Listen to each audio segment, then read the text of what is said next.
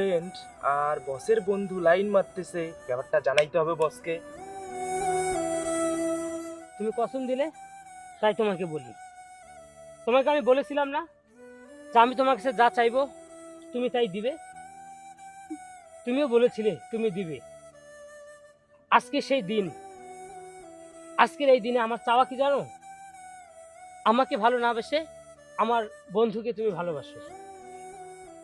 আমি তোমার কারণে আমার বন্ধুকে কষ্ট দিতে পারবো না, তাই আমি আমার নিজের ভালোবাসাকে কবর দিয়েছি।